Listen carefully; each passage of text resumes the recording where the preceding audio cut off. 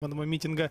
Среди задержанных есть несколько несовершеннолетних крымчан. Ночью троеточные призывы к сепаратизму. Неформальный праздник День вышиванки сознательно назначен на будний день, третий четверг мая, и не привязан ни к одному государственному или религиозному празднику, чтобы показать, что вышиванка – это не только атрибут праздника, но и повседневный элемент жизни украинцев. Эксперты не нашли призывов к терроризму в высказываниях крымского левого активиста Евгения Каракашева из Евпатории в закрытой группе в социальной сети ВКонтакте. Адвокат Алексей Ладин и его подзащитный ознакомились с результатами психолого-лингвистической и психолого-психиатрической экспертиз, сообщает корреспондент Крым Реалии. По словам Ладина, поначалу следствие направило на экспертизу только часть диалога Каракашева с участниками закрытого чата в соцсети. В свою очередь защитник попросил проанализировать диалог полностью, чтобы эксперты оценили высказывание обвиняемого в контексте. Таким образом, на экспертизу также попал комментарий Каракашева, цитирую: «Но я ни к чему не призываю». Всетатарский общественный центр 18 мая проведет в Казани митинг, посвященный Дню памяти жертв депортации крымских татар. Об этом Идель Реалии сообщили в ТОЦ. Согласованная с исполкомом города акция пройдет в Ленинском садике у памятника жертвам политических репрессий. День памяти жертв депортации крымско-татарского народа из Крыма ежегодно отмечается 18 мая. В этот день в Среднюю Азию с полуострова отправили первый эшелон крымских татар. Всего депортировали более 180 тысяч человек. Президент Украины Петр Порошенко подписал указ, который предусматривает создание новой должности в системе Генпрокуратуры – прокурора по связи для Европейской организации по вопросам юстиции. Как сообщает пресс-служба администрации президента Украины, прокурор по связи для Евроюста отправляется на должность советника дипломатического представительства Украины в иностранном государстве по месту нахождения Европейской организации по вопросам юстиции.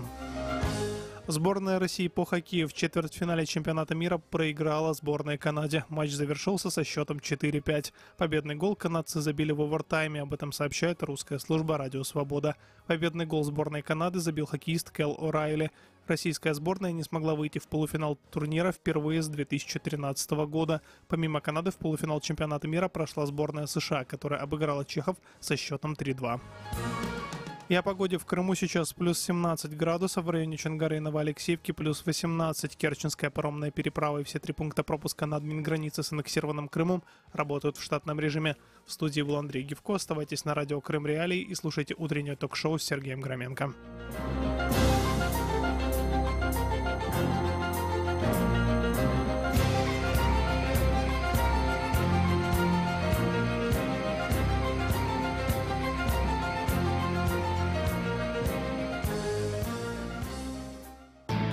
В эфире совместный проект «Радио Крым Реалии» и Первого канала Украинского радио.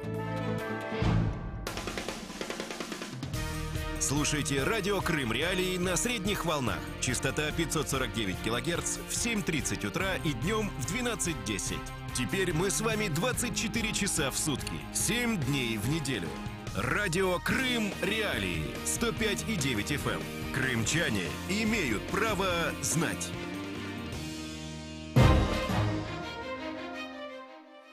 Здравствуй, дорогой Крым!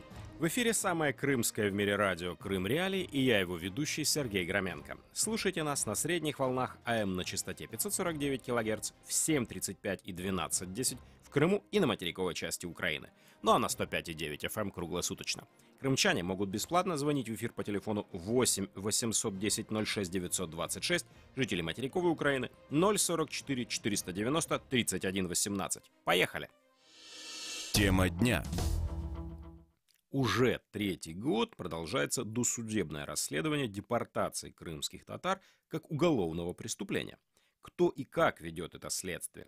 Достаточно ли собрано свидетельств и документов? Каковы судебные перспективы признания депортации геноцидом? И что изменится для Украины и крымских татар, если такое решение будет принято?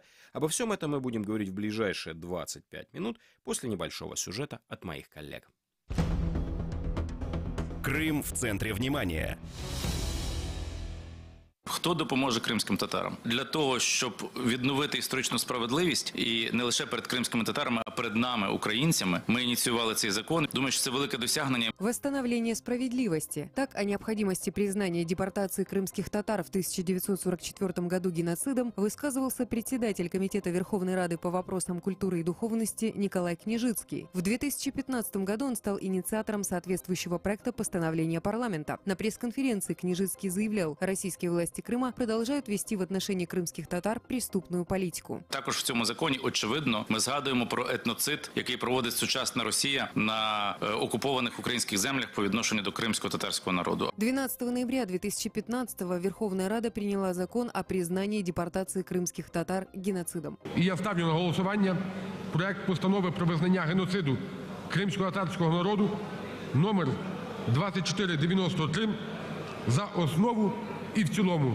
Прошу підтримати, прошу голосувати. Будь ласка.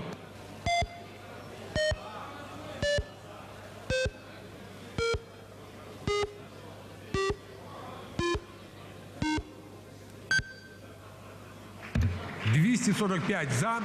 Рішення прийнято. Вітаємо.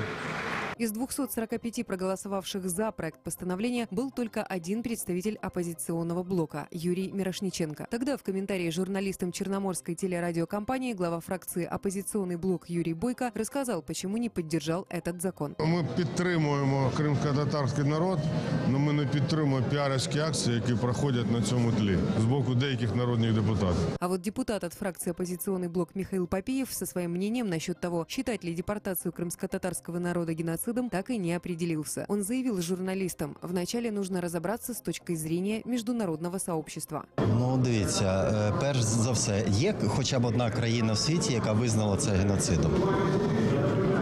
Це так само, як Голодомор.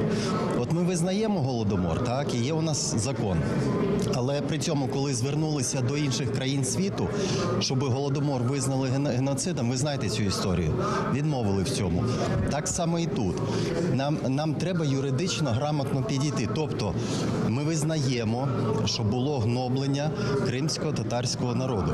Чи підпадає це під світову норму геноциду, отут нам треба радитися с европейскими юристами, световыми юристами. 11 мая 2016 года украинский парламент обратился к ООН, Европейскому парламенту, ПАСЕ, а также парламентской ассамблее ОБСЕ с призывом присоединиться к Украине и признать депортацию крымских татар геноцидом.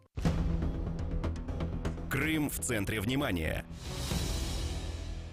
Возвращаемся в студию радио «Крым Реалии». С нами на связи Николай Иванец, заместитель прокурора Автономной Республики Крым. Николай Григорьевич, здравствуйте. Доброе утро.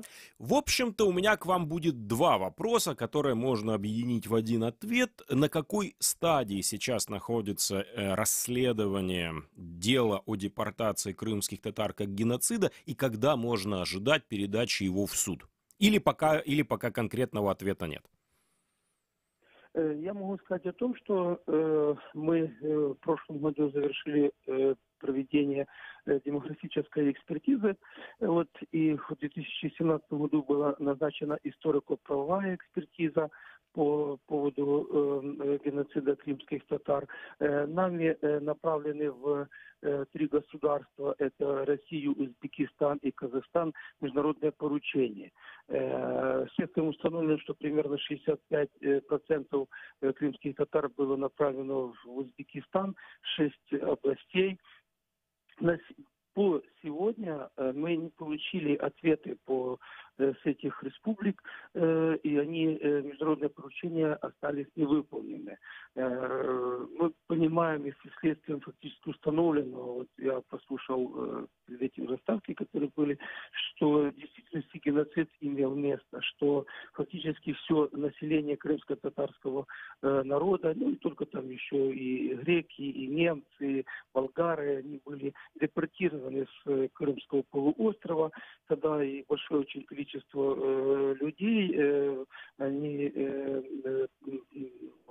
умерли и во время транспортировки, депортации, которая проходила там от 5 до 21 дня.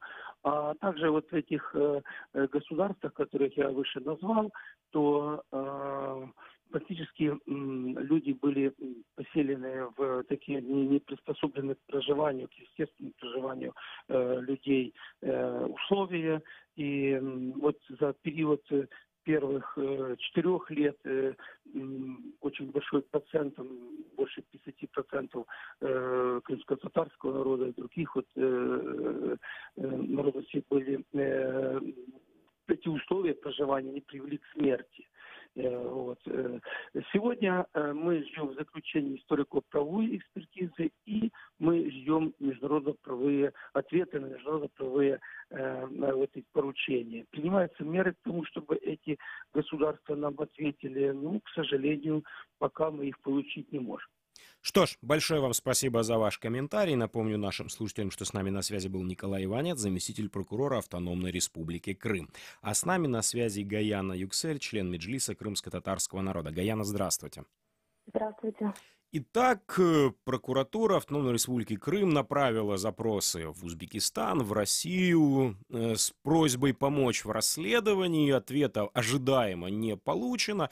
И пока следствие идет, но тем не менее не может не возникнуть закономерный вопрос, почему только после 2014 года украинские власти озаботились признанием депортации крымских татар геноцидом. Почему это не было сделано ни в 1991 году, ни в 2004? Есть у вас какие-нибудь соображения на этот счет? Ну, потому что это все большая ошибка Украины по отношению к крымским татарам. Это все часть вот этой вот непродуманной политики по отношению к коренному народу Крыма. Просто сейчас на данном этапе меня удивляет позиция прокуратуры в плане того, что дело, насколько я знаю, не доводится до суда. Вот смотрите, вот депортация как таковая в политической плоскости признана геноцидом. Весь народ был сослан, весь народ был подвергнут насилию, изгнанию, и, по-моему, это еще раз и еще раз доказывать не надо. Теперь вполне закономерно встал вопрос о том, чтобы данное преступление вывести в юридическую плоскость. То есть одно дело политическое признание, другое дело юридическое. И для этого проводится работа прокуратуры. Вот пусть она поздно проводится, но она проводится. Собираются показательства, свидетельства очевидцев. Это достаточно сложная работа, потому что прошло уже 74 года, этих людей не так много осталось в живых. Собираются документы. Но сейчас на данном этапе, насколько я знаю, встает вопрос о том, чтобы не доводить дело до суда, а говорить о том, чтобы дать некое прокурорское заключение по данному факту. Абсолютно не устраивает подобная позиция, потому что я считаю, что суд как таковой должен быть.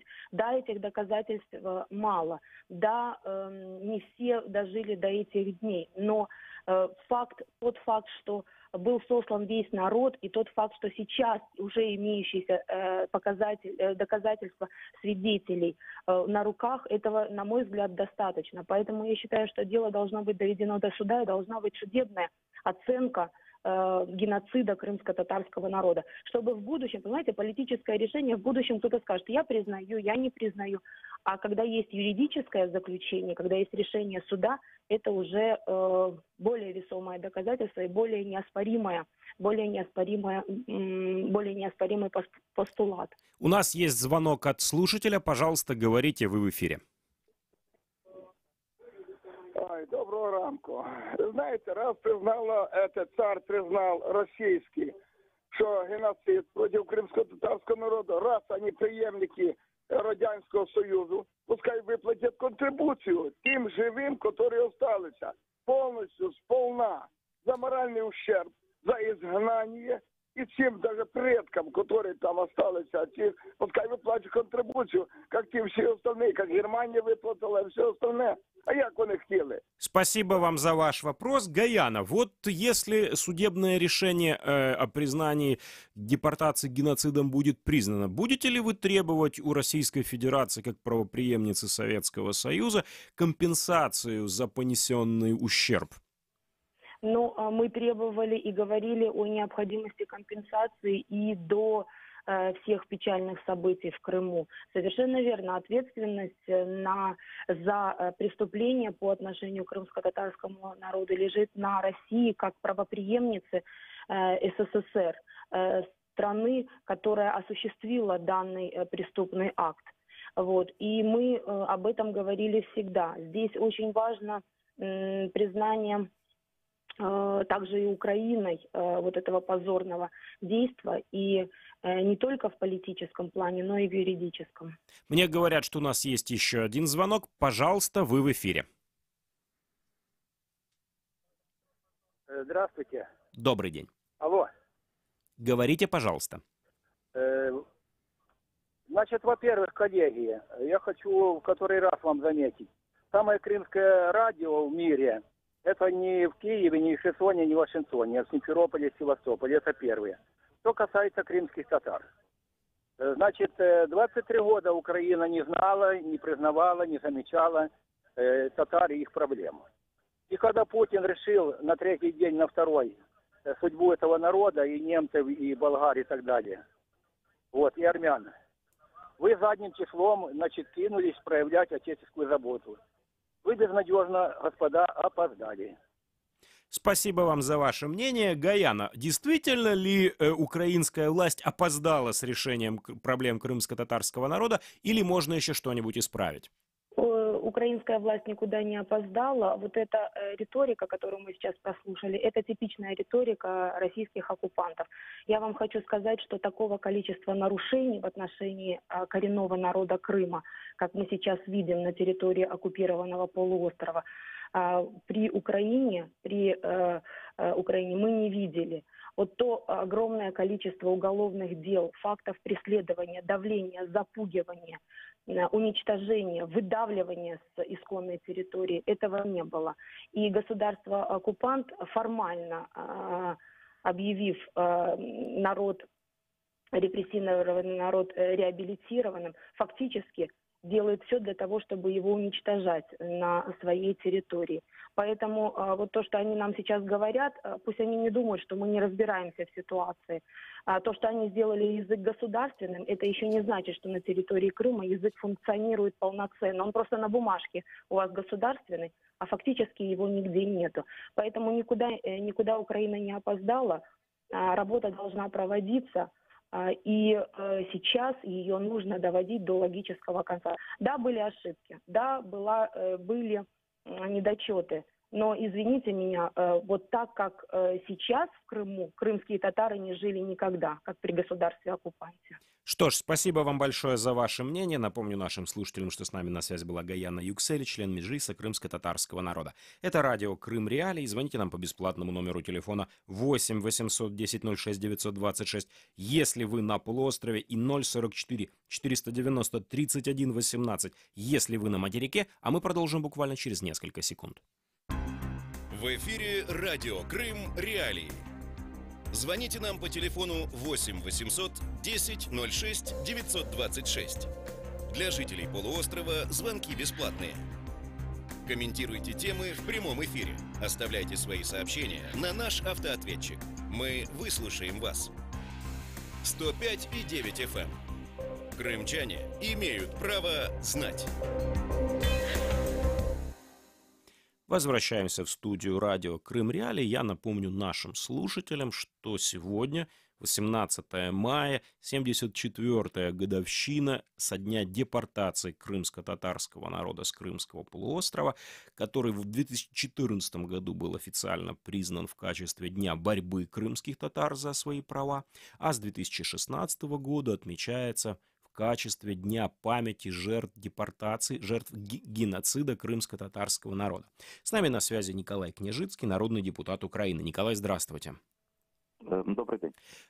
Слушатели из Крыма некоторым образом упрекают украинское государство в том, что оно в предыдущие 23 года не уделяло должного внимания вопросу о депортации крымских татар и признании геноцидом. Вот только там с 2015 года началось это движение. Что вы можете сказать в ответ? Почему Украина так долго не обращала на это внимания? Или обращала, просто мы не знаем? Ну, я думаю, що Україна від часу проголошення незалежності була демократичною державою, тому кримські татари могли вільно повертатися на свою батьківщину. Разом з тим, це була олігархічна держава зі слабими державними інститутами, з відсутністю стратегічної державної політики, через що справді уваги кримсько-татарському питанню не приділялося. І ми пам'ятаємо, з однієї сторони, ті численні конфлікти, які відбувалися з кримськими татарами в Криму, коли вони намагалися отримати землю для будівництва своїх будинків. Ми пам'ятаємо фактично абсолютно корупційні схеми по розподілу кримської землі, тому що українська еліта, на жаль, в той час більше думала, як збагатитися завдяки ресурсам Криму, аніж про те, як вирішити соціальні проблеми і кримських татар, і українців, і представників інших народів, які живуть в Криму. Мне говорят, что у нас есть слушатель. Пожалуйста, вы в эфире. Добрый день. Алло, добрый день. Вы знаете, сейчас крымские татары у нас находятся и в правительстве, находятся и религиозные деятели высокие, и все они не выступают и не возмущаются. Почему? Спрашивается, почему? Если уж так плохо, то бы не возмущались. Или они все предатели? Спасибо вам за ваш вопрос. Я не думаю, что Николай Княжицкий может ответить за весь крымско-татарский народ, но когда у нас на связи будет кто-нибудь из членов Меджлиса или из тех руководителей крымских татар, кто был вынужден эмигрировать из Крыма, мы обязательно этот вопрос ему поставим. Николай, какие перспективы у признания депортации геноцидом? Вот суд решит, что это да, вот был геноцид. Что-нибудь после этого в государственной политике изменится? Ну, справа в тому, що український парламент, від якого і залежить державна політика, визнав переселення кримських татар геноцидом. Тому справа суду – це справа для переслідування тих людей, які справді чинили цей геноцид, які винні в цьому. Так, частина з них вже пішла з життя, значна частина, але все ж таки тут історична і правова справедливість мають бути відновлені. Частину історичної справедливості відновив парламент, а суд має відновити справедливість фактично юридичну.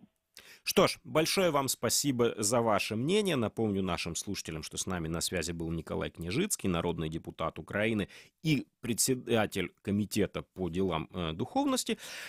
Если вы что-то упустили, заходите на сайт Крым Реалии, читайте наши материалы, смотрите прямые трансляции эфиров, пишите нам в Твиттере, предлагайте свои темы программ, а мы вернемся в эфир буквально через несколько секунд. Как обойти блокировку Крым Реалии? Не удается получить доступ к сайту Крым Реалии?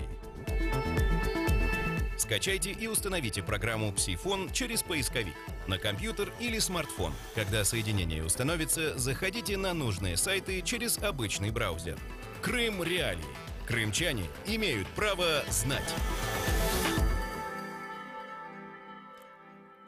И вновь мы в эфире самого крымского в мире радио «Крым Реалии». С нами на связи Сергей Рябенко, юрист Украинского института национальной памяти. Сергей, здравствуйте. Здравствуйте. Процесс признания Голодомора геноцидом украинского народа достиг своего логического завершения в 2010 году, когда апелляционный суд киевский все-таки решил, что да, это был геноцид.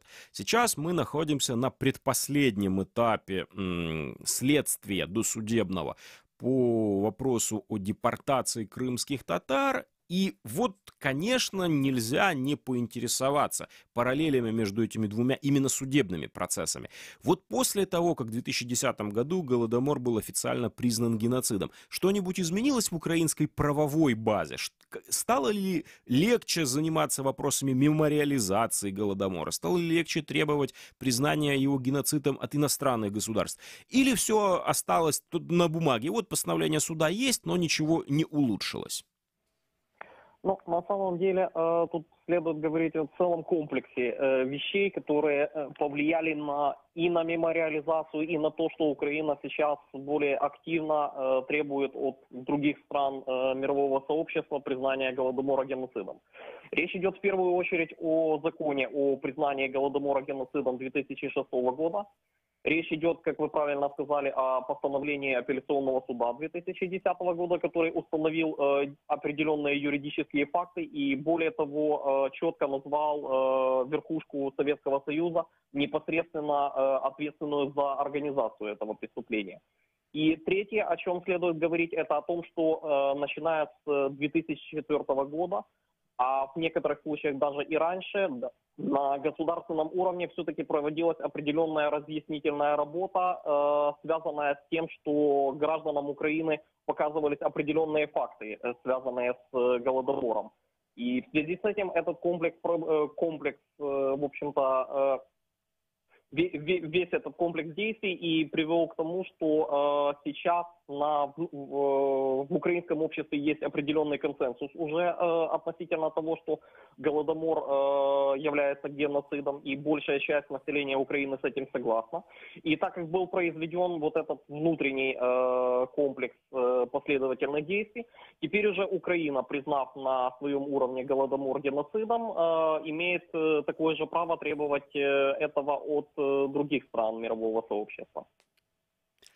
Сейчас, конечно, тот факт, что Голодомор признан геноцидом и что есть определенные факты, установленные судом, это, конечно, положительно влияет на все дальнейшие действия в середине Украины, как со стороны украинской власти, так и со стороны институтов гражданского общества, деятельность которых связана как с исследованием Голодомора, так и с распространением определенной информации об этом преступлении среди населения.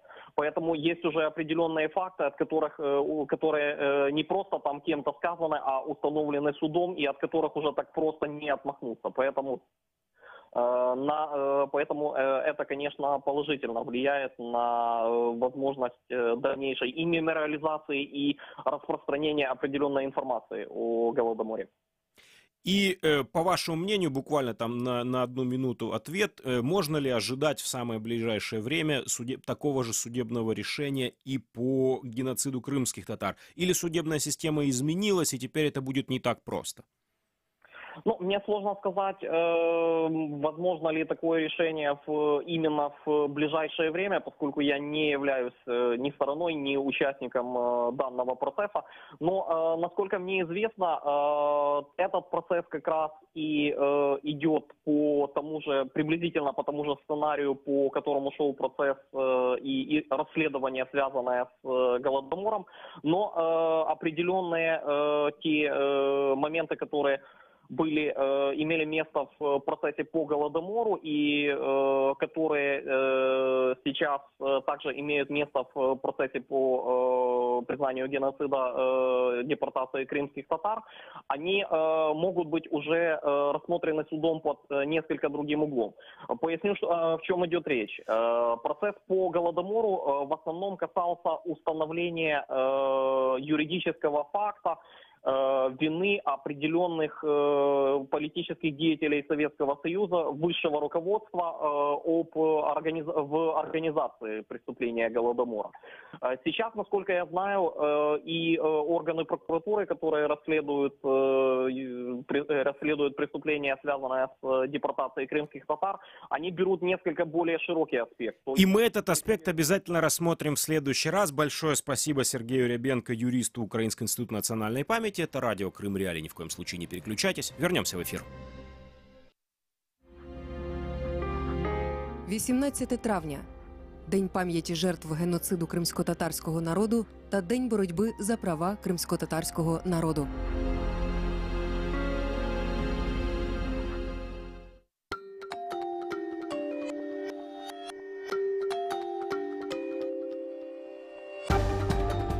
Новости в эфире радио Крым Реалии. Здравствуйте, в студии Андрей Гивко в этом выпуске. Львов почтил память депортированных крымских татар. Редактор РИА Новости пробудет за решеткой 2 месяца. Кольченко написал письмо Сенцову, далее подробно.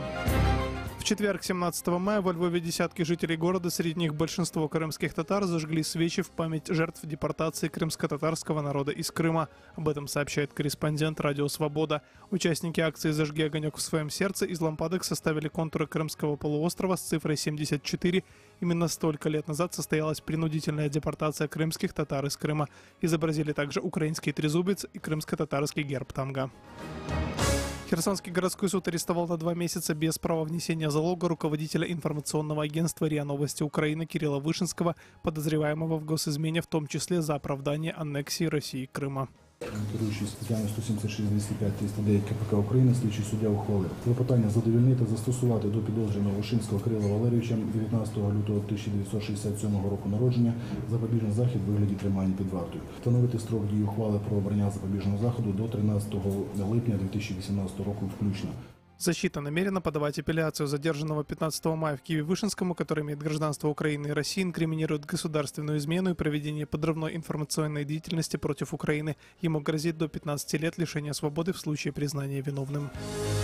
Осужденный в России украинец Александр Кольченко написал осужденному по тому же делу украинскому кинорежиссеру Олегу Сенцову письмо, сообщила российская правозащитница Татьяна Щур в комментарии Громадской.ua. Она рассказала, что получила письмо от адвоката Кольченко, который встретился с подзащитным в российской колонии в городе Копейск Челябинской области. Он пожелал Сенцову здоровья и сил, цитирую, «которые нам понадобятся на свободе в Украине». Конец цитаты.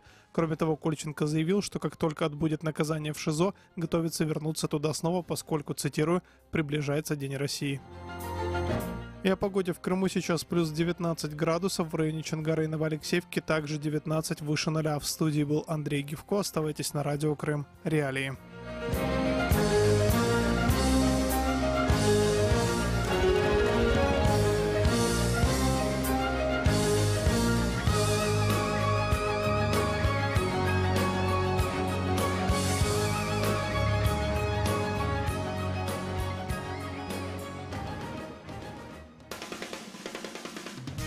Слушайте радио Крым Реалии на средних волнах. Частота 549 кГц в 7:30 утра и днем в 12:10. Теперь мы с вами 24 часа в сутки, 7 дней в неделю. Радио Крым Реалии 105,9 FM. Крымчане имеют право знать.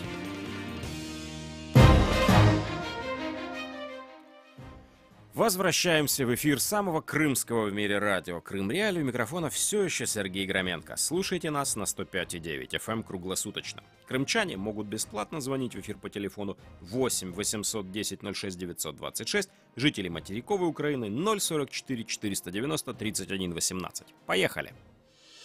Тема дня. Напомню нашим слушателям, что сегодня 18 мая, 74-я годовщина депортации крымско-татарского народа, день борьбы за права крымских татар и день памяти геноцида крымско-татарского народа. Как происходила депортация, как выселенные с полуострова люди на новом месте налаживали быт, как первые крымско-татарские семьи пытались вернуться в Крым. Обо всем этом мы будем говорить в ближайшие 25 минут.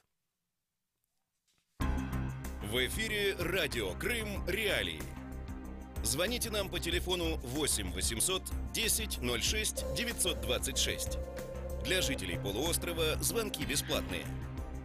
Комментируйте темы в прямом эфире. Оставляйте свои сообщения на наш автоответчик.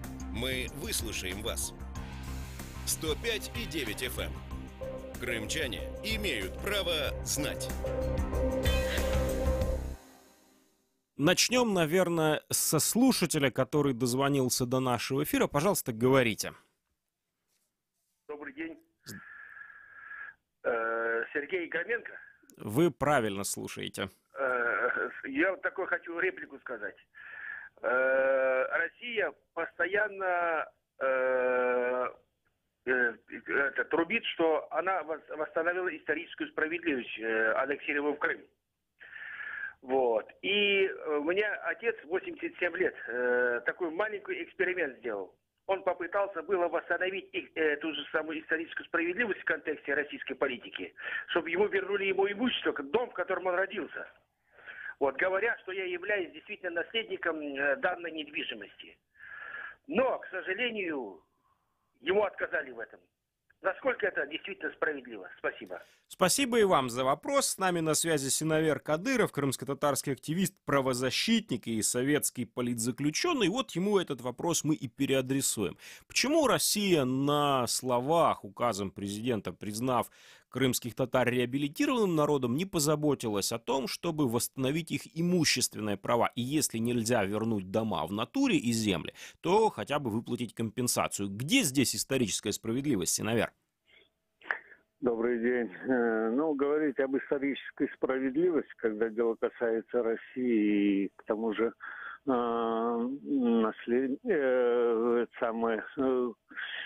современной России, это вообще не приходится, поскольку вопрос понятия права, оно в их сознании вообще в действии вообще отсутствует. К сожалению, тот указ, который они в 2014 году очень сильно распропагандировали, он больше носил пропагандистский характер, поскольку если бы действительно был бы указ о реабилитации крымско-татарского народа, то достаточно было просто принять дополнение, наверное, к указу от 1991 года в отношении реабилитации депортированных, закон России, закон о реабилитации депортированных, просто расширить в этот список, внести крымско-татарский народ, в котором предусматривалось не только решение вопросов реституции, но и восстановление государственности, исторической топонимики и так далее. Ну, как видим, этот указ, который в 2014 году был издан, он больше носил просто пропагандистский характер.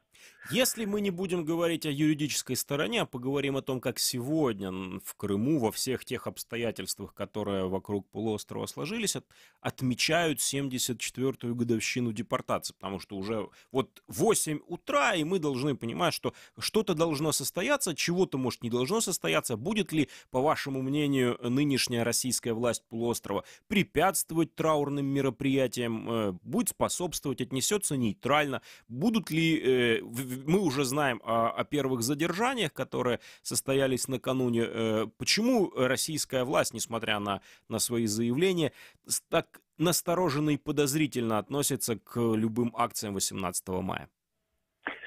Вы знаете, это действительно вопрос, который не совсем, вернее, ответ на этот вопрос будет не совсем понятен по одной простой причине. Существует указ, да, указ в России о, ну так называемый, указ о реабилитации депортированного крымско-татарского народа. От 1989 года существует декларация о признании, скажем, депортации преступными действиями и так далее.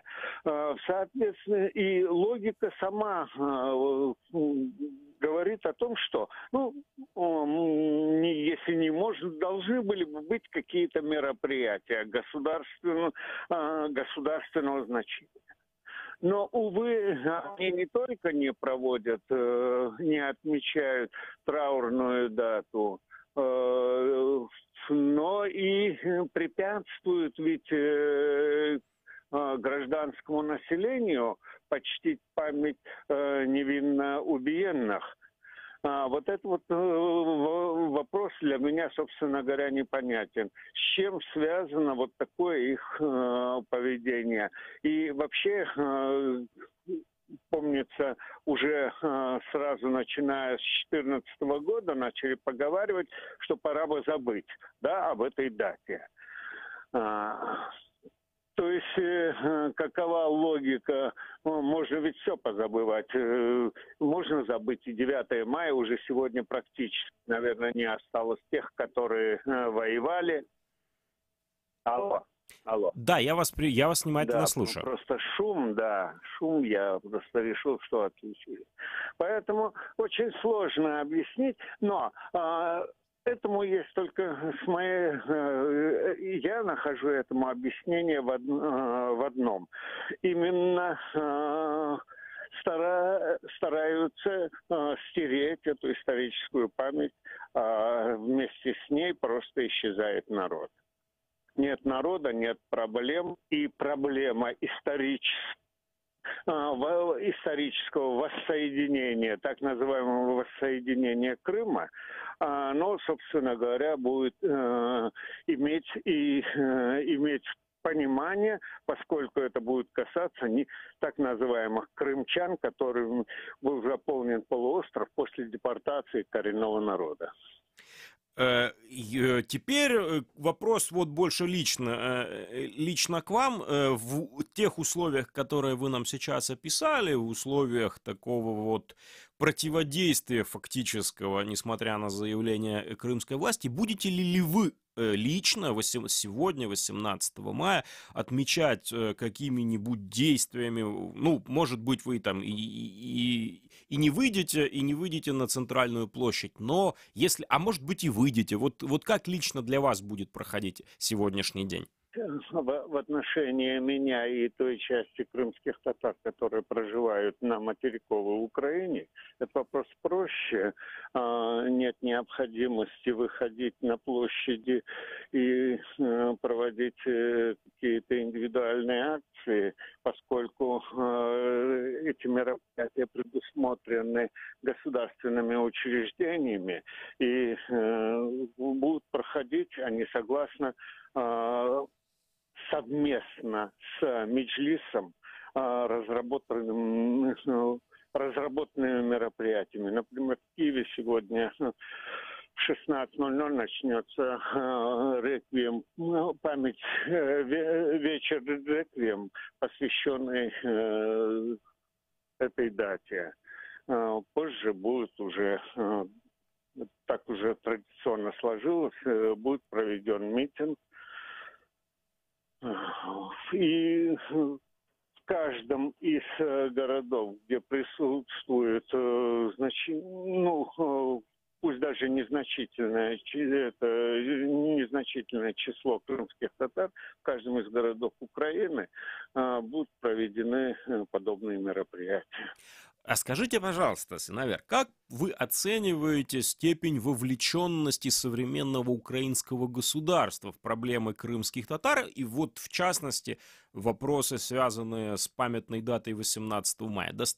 Что достаточно ли делает Украина для увековечивания памяти сегодня? Делала ли она это до 2014 года? Если не делала и делала меньше, то почему? И что можно бы от украинского государства ожидать, чего бы вы хотели ожидать к 75-й годовщине, которая будет в следующем году? Давайте будем говорить о том, что есть еще вопросы, которые должны быть решены на государственном уровне. Это правовые вопросы восстановления политических прав, это в частности восстановление национально-территориальной государственности крымских татар, то бишь автономии в составе Украины. Это также вопросы в сегодняшних условиях, будем говорить, в сегодняшних условиях, когда Крым находится в оккупации. Но все еще это остается актуальным, и это вопросы, которые требуют разрешения. Это первый вопрос, тот, что я сказал, и вопрос восстановления исторической топонимики и так далее. Но также еще остается вопрос, на мой взгляд, актуальный для тех, которые еще не смогли вернуться на историческую родину. Поэтому можно было бы и нужно, на мой взгляд, восстановить программу возвращения депортированных, те, которые пожелают, на ту территорию Украины в приграничной зоне с Крымом, можно было бы это восстановить. Что касается, что делали, какие мероприятия и вообще, что делалось до 2014 года. До 2014 года, в принципе, все эти мероприятия проводились на государственном уровне. И уже начиная с середины 90-х годов. Это проводилось действительно указом по Крыму, и здесь не было. В это была вовлечена автономия, на тот момент существующая автономная республика Крым, и поэтому там также проводились мероприятия, но совместно и большей частью под руководством Меджлиса крымско-татарского народа. У нас сегодня, впрочем, разговор вращается не только вокруг современности, но и вокруг, конечно, исторических событий, связанных с 18 мая 1944 года и последующей борьбой крымских татар за право вернуться на свою историческую родину в 60-е, в 70-е, 80-е. Вот скажите, вы когда-нибудь принимали лично участие в борьбе за право крымских татар вернуться в Крым? И как так получилось, что при советской власти вы оказались политическим заключенным? Ну, как раз-таки я и оказался в результате того, что я начал заниматься проблемой возвращения крымско-татарского народа на родину и восстановления его прав. Именно в результате этой моей деятельности я и оказался привлеченным к ответственности и отбывал срок. Ну, если можно, конечно, если это не составляет там государственной тайны, спустя столько лет, расскажите, пожалуйста, как вы пришли к борьбе за права крымских татар, чем вы конкретно занимались и за что именно вас осудили в Советском Союзе? Это небольшой секрет, как каждый крымский татарин. Собственно говоря, это была не просто боль родителей и так далее. Это уже была моя личная боль. И в условиях того времени я считал необходимым просто собирать эту информацию, нарушение прав в отношении крымских татар и стараться довести ее до мировой общественности. И именно в результате этих действий я имею в виду меня и Ришата Аблаева, привлекли по статье по российская 190, а в Узбекистане это было 191, прим. 4, изготовление и распространение документов клеветнического характера и так далее. То есть именно вот за эти действия, за действия организации молодежных групп в защиту прав крымских татар и так далее, поскольку еще уже в студенческие годы в Ташкенте проводились акции протеста, коллективные, студенческие коллективные. То есть вот это вот все позже легло в наше обвинение. Что ж, большое вам спасибо за ваше мнение. Напомню нашим слушателям, что с нами на связи был Синавер Кадыров, крымско-татарский активист, правозащитник, советский политзаключенный. Это радио Крым Реалии. Если вы что-то упустили, заходите на наш сайт, читайте наши материалы, смотрите прямые трансляции эфиров, пишите нам в Твиттере, предлагайте свои темы программ, а мы вернемся в эфир буквально через несколько секунд. Важные события, спорные заявления, последние новости, горячие темы. Все это в прямом эфире с 7 до 10:00 в эфире самого крымского в мире радио. Радио Крым Реалии. Возвращаемся в студию радио Крым Реалии. Журналисты нашего радиостанции собирали реальные истории реальных крымско-татарских семей, переживших весь ужас депортации 1944 года. Ну, давайте послушаем одну из первых историй о том, как коренной народ Крыма организовал несиловое сопротивление Кремлю после депортации и как первые семьи возвращались в 60-е годы. Рассказ Лютфи Бекирова. Крымчане говорят. своей жизни мы в Узбекистане не были удовлетворены, потому что Советский Союз, как нас выслал Кремль, Сталин, так и продолжал эту политику, что игнорируя нас, называя все время опять предателями.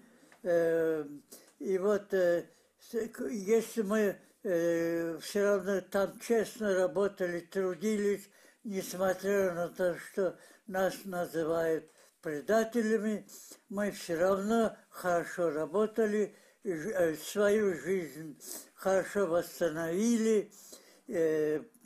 Своей жизнью мы были недовольны, мы и решили, в конце концов, когда других национальностей начали возвращать, нас запретили выезд в Крым, и мы восстали, создали инициативные группы и организовали не силовое сопротивление государству в решении нашего вопроса. Мы боролись, мы посылали делегации в Москву, а за это нас опять начали бить. В 1966 году мы организовали в городе Бекабате восстание, и за это сперва посадили 15 суток, потом включили нас в 1967 году, нам объявили, что нас реабилитируют, но в Крым опять нельзя. Мы за это опять встали на ноги и начали массами, тысячами решили посылать в Москву своих представителей. И опять эта война с государством. И за это немножко они решили организовать оргнабор. А в Крыму опять не хватает рабочих, людей очень много вербуют, а они не согласны с сельской работе работать, не понимают сельское хозяйство или крымская жизнь, или крымских садов, богатство Крыма. Они уничтожают эти сады. И вот решили нас, крымских татар, сюда переселять. И показать, что они это делают, уже начали, чтобы сбить волну наших восстаний. Ну вот, и меня включили в этот состав, и привезли сюда, в Крым, в 1968 году, 12 июня. Нас сюда переселили 512 семей. И мы действительно в Крыму организовали очень хорошую работу, мы очень хорошо начали работать. Но в это время в Узбекистане опять народ поднялся, и ринулись уже все в Крым. И уже не ожидая государственный набор, сами ринулись в Крым. А тут началось варварское отношение к нам, и начали опять всех выселять, опять выселять с купленных их домов, разрушать бульдозерами их дома купленные. И опять наш народ опять остался на дороге, понимаете? И вот после этого вспыхнул Алуштинские восстания, как его называют, возле Алушты, наши крымские татары организовали самозахват, начали самозахваты в Симферополе, по всему Крыму. И вот они опять-таки начали разрушать все эти маленькие домишки и сажали всех нас. И меня посадили уже одна судья меня в этом районе, в Красногвардейском, 3 раза судила. И вчера 3 раза, один раз в Узбекистане 15 суток, 3 раза здесь судили меня. И все время не политически, а как хулиган. Вы понимаете, политически не хотят судить. Потому что они знают, что мы правду требуем. Мы требуем действительного восстановления наших прав. А они не хотят этого. Они считают, что мы хулиганы, бандиты. А сами бандитизмом занимаются, издеваясь над народами. Россия пришла и опять то же самое делает сейчас. Крымчане говорят. Это была история Лютфи Бекирова, а сейчас рассказ 80-летней Гульшан Меметовой о депортации из Крыма на Урал. Крымчане говорят. Ходили в исполкоме, мы слышали, что нам сказали, что военные, награжденные военные, которые с войны вернулись, могут прописать.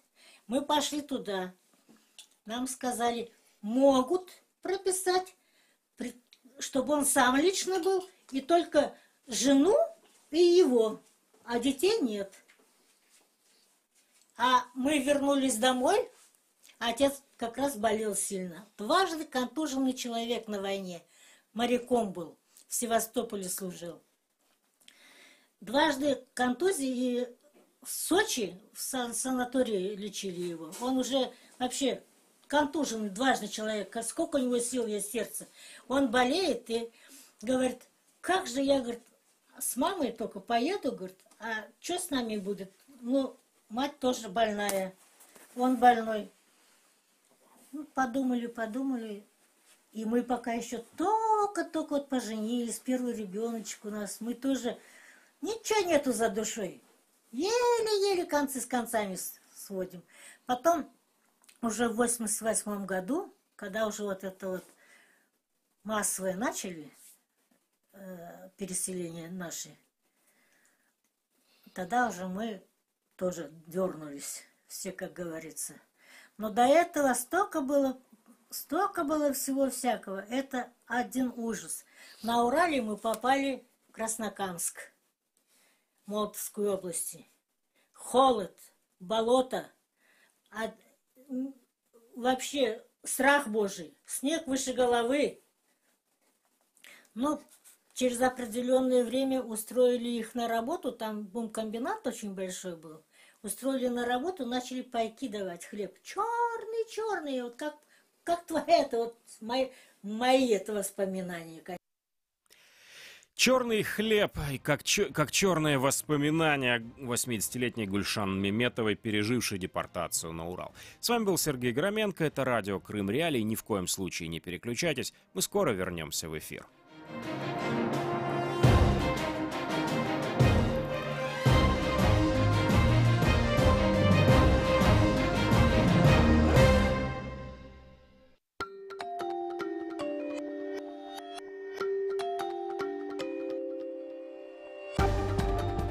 Новости в эфире радио Крым Реалии.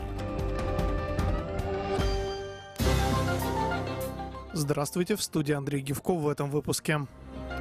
Телеканал ЮА Перший покажет фильмы о депортации. Фигурантам Хизбут Тахрир отменили суд. Французы просят Макрона помочь освободить Сенцова. Далее подробно. Накануне Дня памяти жертв депортации крымско-татарского народа из Крыма для учащихся в учебных заведениях Генического района Херсонской области провели тематические уроки, посвященные этому дню. Также телеканал ЮАП сегодня покажет ряд тематических документальных фильмов о Крыме. Об этом сообщается на сайте телеканала. Вещание начнется в 6:00. Документальные ленты «Христына. Крымское село» о девочке-пианистке Христине Михайличенко из Крыма. Кроме этого фильма телеканал покажет и другие ленты, созданные командой «Крым Реалии». Полное расписание вещания телеканала ЮАП на 18 мая есть на сайте. Подконтрольный Кремлю Верховный суд Крыма снял с рассмотрения апелляции защиты троих фигурантов так называемого бахчисарайского дела Хизбут Тахрир: Тимура Ибрагимова, Сервера Закирьяева и Эрнеса Аметова на продление срока их содержания в СИЗО, и отправил материал обратно в суд первой инстанции для устранения недостатков. Снятие дела с рассмотрения связано с тем, что Тимуру Ибрагимову не перевели на крымско-татарский язык апелляционную жалобу его защитника. При этом в начале заседания адвокаты указали на это судье. В ответ она заявила, что в деле есть расписка обвиняемого, согласно которой он получил копию жалобы с переводом. Следственный комитет России завел уголовное дело о призывах к терроризму на журналиста из США Тома Рогана за статью, в которой он призывал Украину взорвать Керченский мост в аннексированном Крыму. Об этом сообщается на сайте ведомства. Также была начата доследственная проверка в отношении редактора издания, который опубликовал статью Рогана. Ассоциация режиссеров Франции обратилась к президенту страны Эммануэлю Макрону с призывом поднять вопрос освобождения Сенцова во время встречи с президентом России, которая состоится в конце месяца. Текст заявления обнародован на сайте ассоциации. Режиссеры утверждают, что Сенцов является решительным человеком, готовым идти до конца, а сама ситуация является еще более опасной, поскольку его здоровье ухудшается. Созданный при поддержке Украины фильм «Женщина на войне» получил награду 71-го Каннского международного кинофестиваля, сообщает Государственное агентство Украины по вопросам кино. Лента получила приз за лучшую музыку, который присуждается консорциумом писателей и композиторов. В фильме «Женщина на войне» поднимается проблема упадка окружающей среды. Цитирую: «Передается через борьбу женщины, которая сама в противовес всему обществу решает взять на себя миссию защиты природы и сохранения возвышенности Исландии». И о погоде в Крыму: сейчас солнечно, плюс 21, в районе Чонгара и Новоалексеевки плюс 19. В студии был Андрей Гивко. Оставайтесь на волнах самого крымского в мире радио.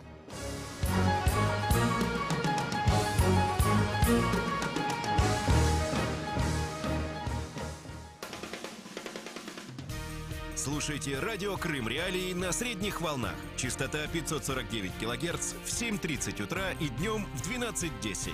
Теперь мы с вами 24 часа в сутки, 7 дней в неделю. Радио Крым Реалии 105,9 FM. Крымчане имеют право знать.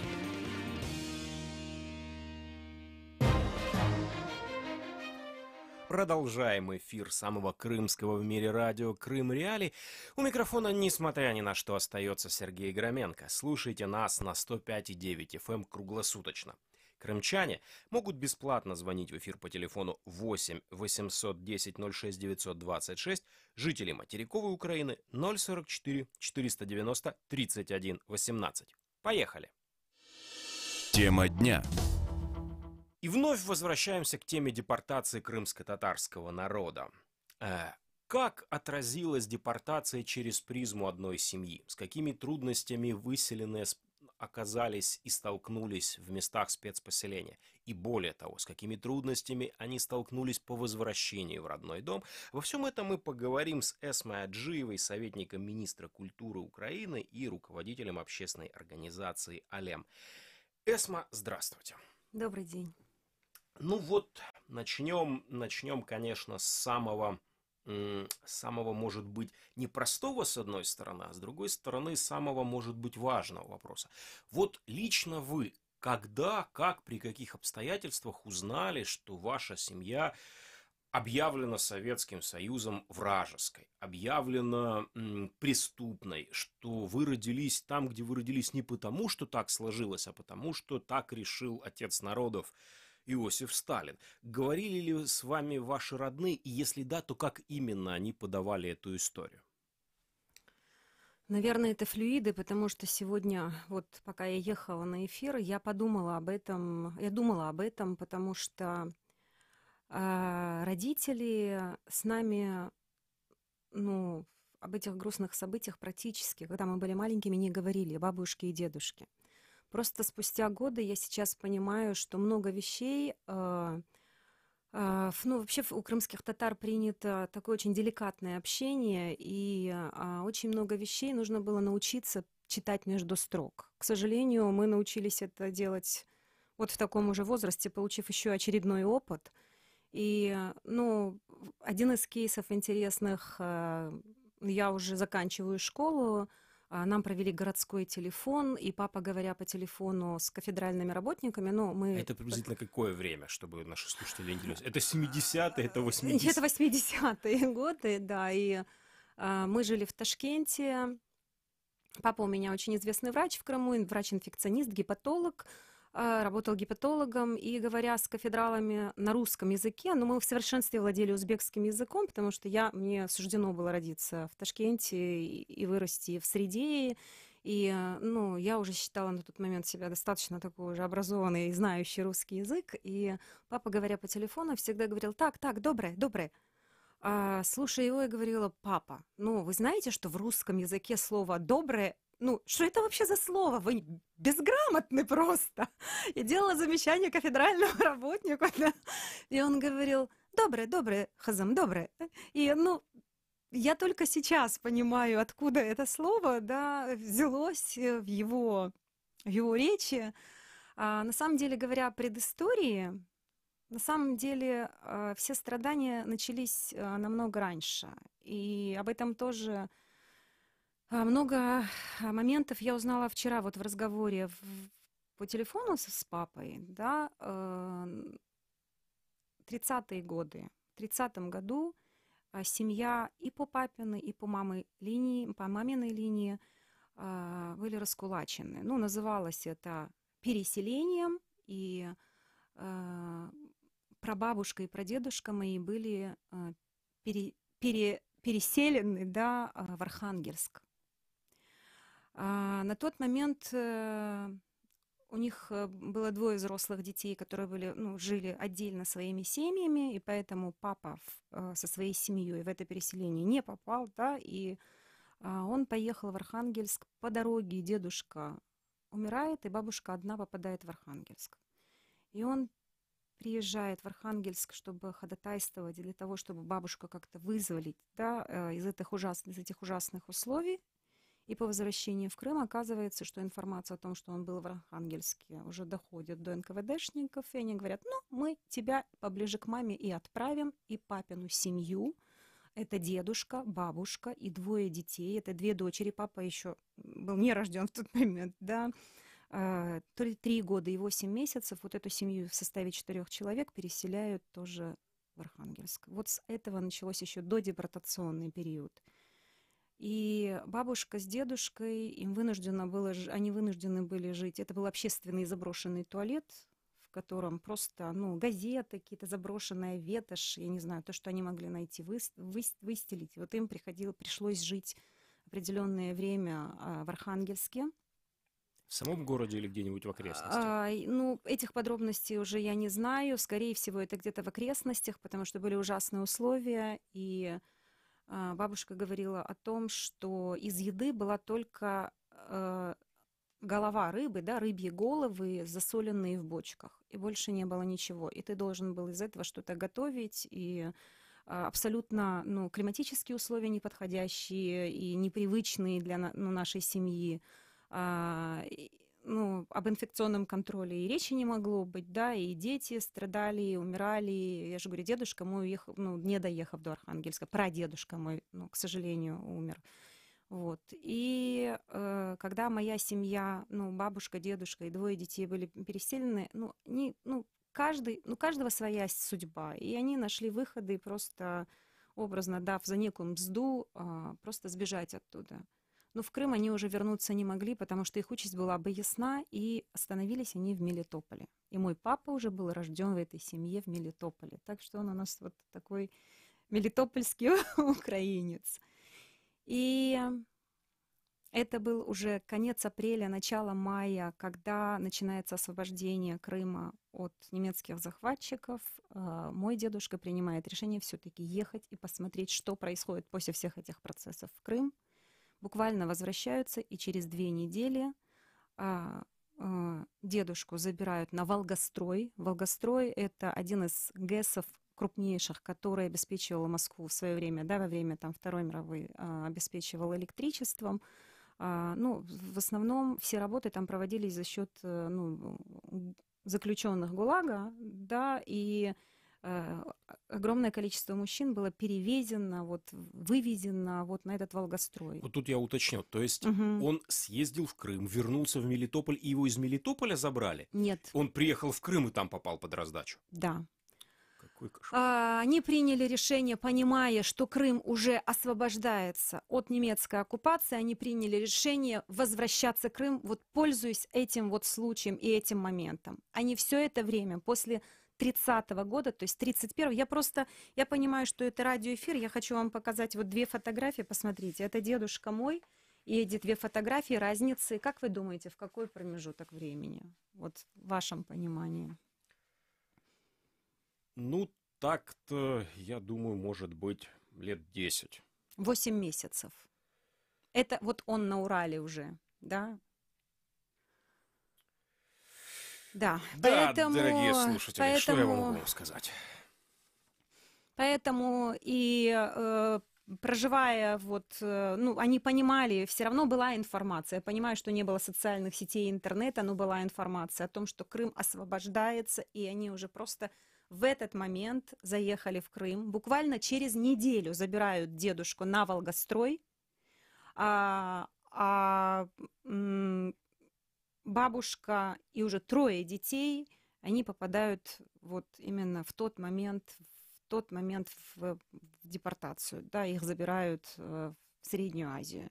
И все-таки я хочу вернуться к началу разговора, то есть не было такого дня, в который бы, ну там, скажем, ваш отец или ваша бабушка посадила бы вас рядом с собой и сказала: Эсма, вот сейчас я тебе скажу нечто такое, что ты должна знать, лучше с этим ни с кем не делиться, и вот вы все узнали. Или такого конкретного дня не было, и это знание приходило к вам постепенно? Да, эти знания приходили к нам постепенно и преимущественно уже в Крыму. Но проживая в Средней Азии, вот в Узбекистане, мы какими-то маленькими кусочками. Это были очень маленькие, это такой непереводимый крымско-татарский фольклор. Я иногда не понимала реакции моих бабушек и дедушек на какие-то абсолютно обычные, ну, повседневные вещи. Ну, к примеру, когда я приходила со школы и говорила: ой, мама, ой, бабушка, а вы знаете, там мама купила Оксане, ну, какое-то платьюшко, и бабушка вообще не реагировала на это. Вот она сидела за столом, лепила пельмени или же там чистила картошку и не реагировала. Бабушка, я же с вами разговариваю, почему вы не реагируете на меня? Она говорила: подожди, еще лет 20, и ты увидишь, что это за люди. Я ненавижу советскую власть. Ну, то есть, вот, ну, нам не говорили почему. Вот только потом, когда мы уже переехали в Крым, и папа говорил: вообще для меня это очень больно, ну, вспоминать эти вещи. И, ну, я тоже не могу без эмоций об этом говорить, к сожалению, ну, потому что эта память, это уже, наверное, все-таки генетическая память. И это и такой элемент генетической детерминанты. И моя бабушка по маминой линии, она говорила фразу: ты знаешь, никогда никого не бойся, живых людей бояться нельзя. Я хочу, чтобы вы были свободные, я хочу, чтобы вы свободно мыслили. Нужно бояться только Аллаха и не делать плохих вещей. Да, и вот я это для себя очень четко. Есть конкретные вещи, вот то, о чем мы говорим, да, передача традиции из поколения в поколение. Я думаю, что вот эти элементы воспитания, они тоже, ну, относятся к передаче традиций. Постоянно, я, например, помню фразу, когда бабушка не говорила, что дети так не делают. Она говорила: крымско-татарские девочки так не сидят, ножки нужно сложить ровненько. Крымско-татарские девочки голову так не держат, нужно повернуть ровно голову. То есть я постоянно думала: Господи, ну сколько уже можно нас воспитывать? То есть да? вы с самого начала знали, что вы крымская татарка? Да. В этом вот действительно на этом был всегда акцент, и мы не растворялись. Мы, находясь в Узбекистане, несмотря на то, что в принципе мы были интегрированы в это сообщество, потому что я владею в совершенстве узбекским языком, причем знаю тонкие обороты, абсолютно. У меня мама моя покойная преподавала русский язык в национальной школе. Ну и, соответственно, она обязана была 2 языка знать достаточно хорошо, и она знала их, и папа хорошо говорил, и мы, соответственно, выросли в среде.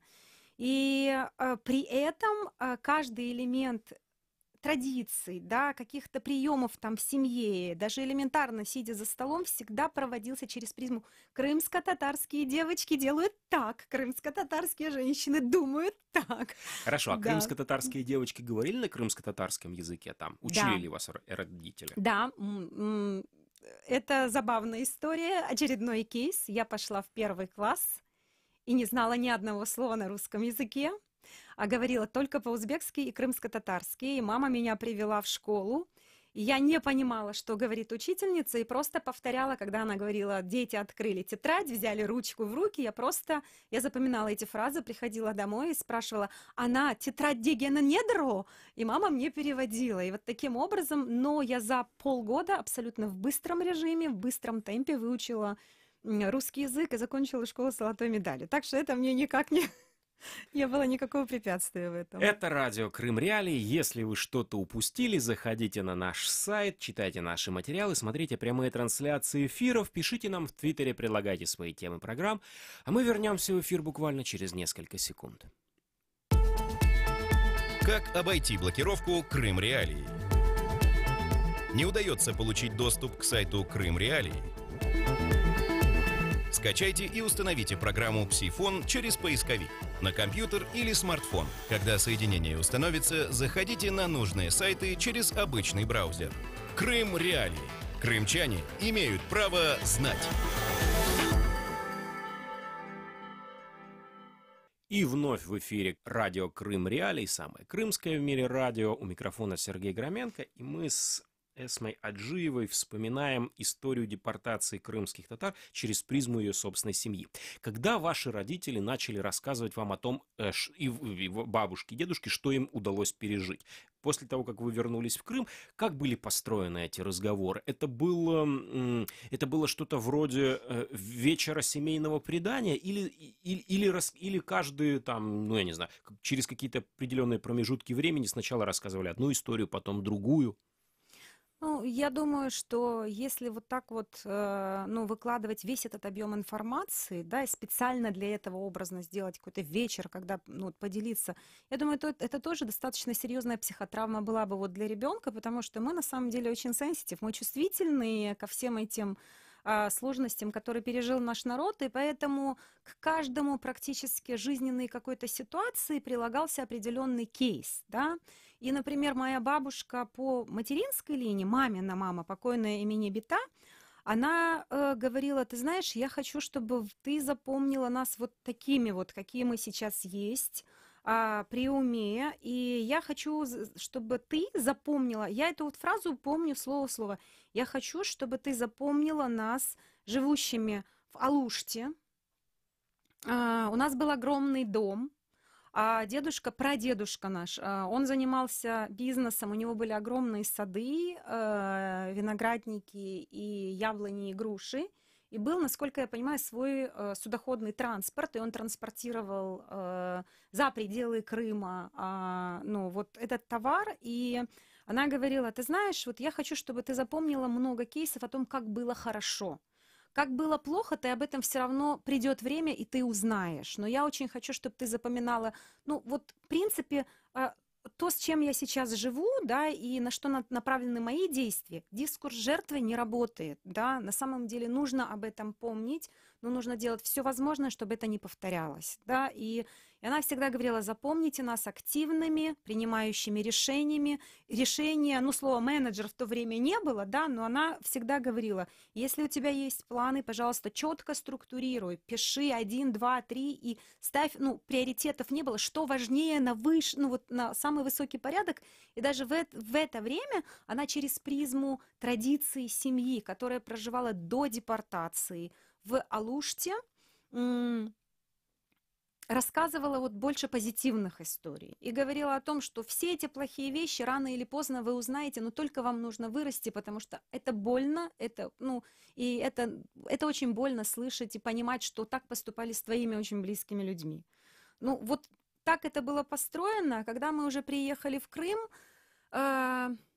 бабушка и дедушка уже были покойны, да, и об этом мне рассказывали моя покойная мама и папа. С папой я папе 85 5 лет исполнится, и мы буквально говорили с ним вчера вот в телефонном режиме еще раз. Я говорю, расскажи, пожалуйста, мне такие вот тонкие моменты, как это происходило, когда вот вы приехали в Узбекистан, как вы с людьми общались, потому что, ну, язык, да, ну, бабушка моя, получилось так, что из Архангельска бабушке пришлось, ну, дедушка ее вызволял, и она, ну, образно бежала одна. То есть она не могла, ну, не знала, что еще, ну, сошлют еще и семью ее сына.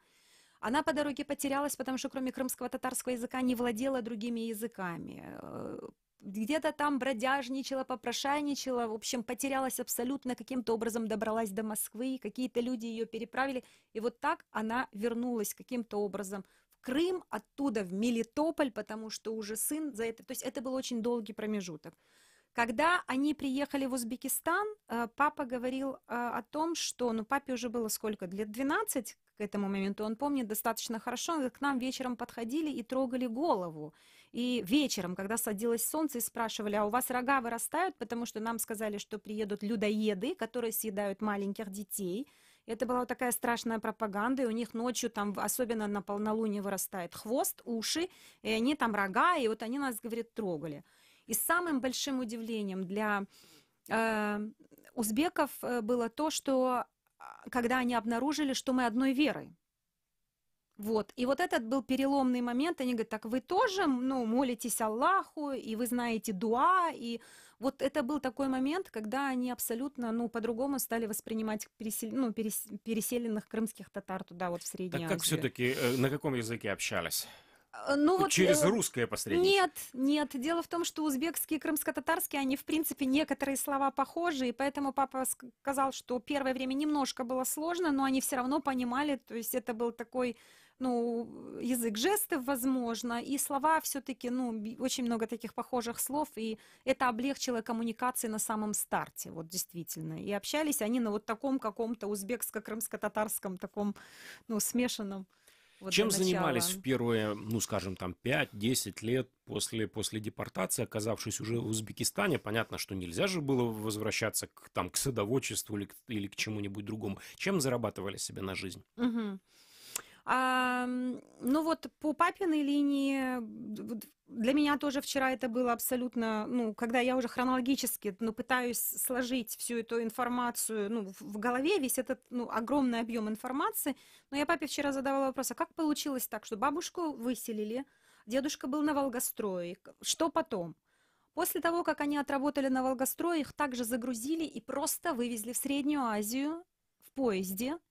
И это, я не знаю, это просто какое-то чудо. Они, ну, семья бабушки моей попала под Ташкент. Это был колхоз, который раньше назывался именем Молотова, потом этот колхоз «Коммунизм».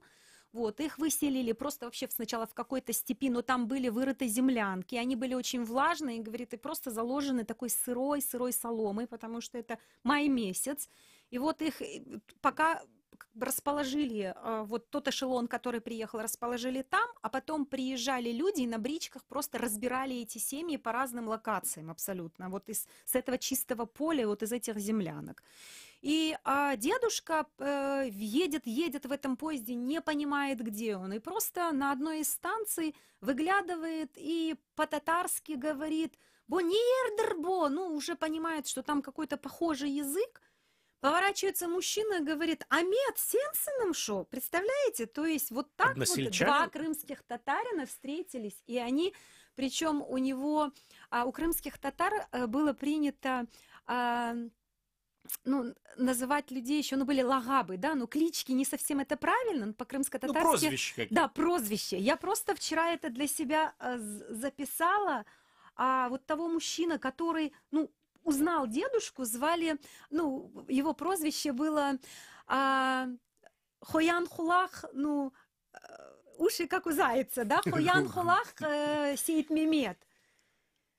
Он его не узнал просто, он его узнал по диалекту и по голосу просто, потому что внешне дедушку узнать было невозможно, потому что это уже практически, ну, там, ну, коротко остриженный, практически седой, но уже, ну, постаревший за эти вот несколько лет человек.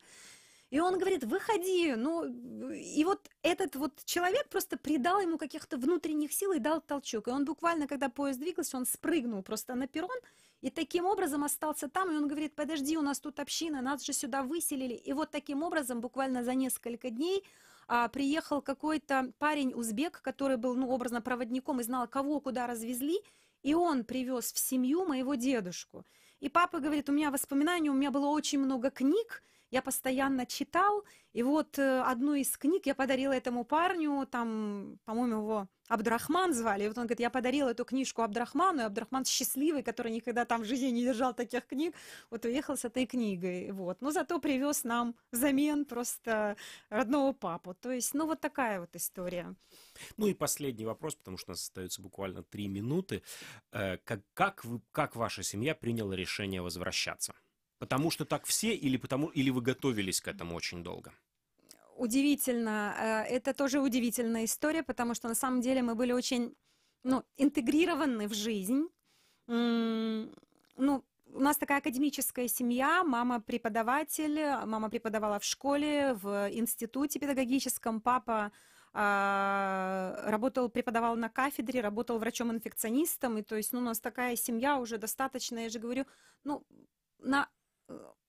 известная, интегрированная вообще вот в узбекское сообщество была, да, но начало 90-х годов мой брат говорит, я хочу поехать и посмотреть Крым, что это такое. Он уехал в Крым, через 2 недели вернулся и сказал, даже не обсуждается, мы едем туда, там наше, вот родное. И наши родители в этот момент даже не сопротивлялись. Вот у меня брат собрал свою семью, собрал семью моего среднего брата, и осталась только я, потому что я в этот момент училась в медуниверситете, ну и у нас огромный дом, потому что нужно было что-то с этим домом, его продавать для того, чтобы переезжать. И вот буквально на голое место мои 2 брата с семьями переехали в Крым. Мы еще прожили 2,5 года в этом доме, мы выставили его на продажу, он не продавался по той причине, что говорили, ну они все равно уедут, давайте подождем пока за бесценок. Ну то есть практически так это и было, мы этот дом продали за бесценок, но в любом случае мы перебрались уже в Крым и объединились уже с семьей через буквально вот 2,5-3 года, то есть вот так это происходило. Удалось ли вам вернуться поближе к тем местностям, откуда были выселены ваши предки, или все-таки пришлось начинать? Нет, не удалось, потому что моя мама родом из Алушты непосредственно, а папа родом из Дуванкоя, это Верхоречье, ну, между Бахчисараем и Симферополем. Но на тот момент у меня брат устроился работать в ПМК, и вот они строили вот дома, и поселились в 40 километрах от Симферополя, но это уже по московской трассе в сторону Джанкоя. То есть это абсолютно не те локации, откуда были выселены мои близкие. Но тут уже складывалось, как складывалось, но на самом деле я понимаю, что мы не говорили ежедневно дома о том, что вот мы вернемся когда-нибудь. Но эта мысль, она просто по умолчанию. Вот в нашей семье эта мысль была по умолчанию, что мы все равно будем жить на родной земле. Ну что ж, так и получилось. К сожалению, наше время ограничено, мы не можем разобрать эту историю еще глубже, но верю, что когда-нибудь мы обязательно к ней вернемся. Может быть, вы и сами напишите, наконец, книгу какую-нибудь там потолще с изложением истории вашей семьи. Я благодарю Эсму Аджиеву за ее рассказ. Радио Крым Реалии. С вами был Сергей Громенко. Спасибо, что нас слушали. Не переключайтесь. Мы скоро вернемся в эфир. Спасибо. В эфире Радио Крым Реалии. 105,9 FM. Слушай новости, ток-шоу, авторские проекты. Ведущие Радио Крым Реалии информируют крымчан о самых важных. В ефірі «Ранкова Свобода». Перша інформаційна програма дня. Спільний проєкт Радіо Свобода та Радіо Крим Реалії. Вітаю вас, друзі, знову. Перед мікрофоном ведучий Олександр Лащенко. Це програма Радіо Свобода. І от одна з подій цього дня світового значення, в тому числі і значення значного і для України, це зустріч Ангели Меркель, канцлера Німеччини у Росії, з президентом Росії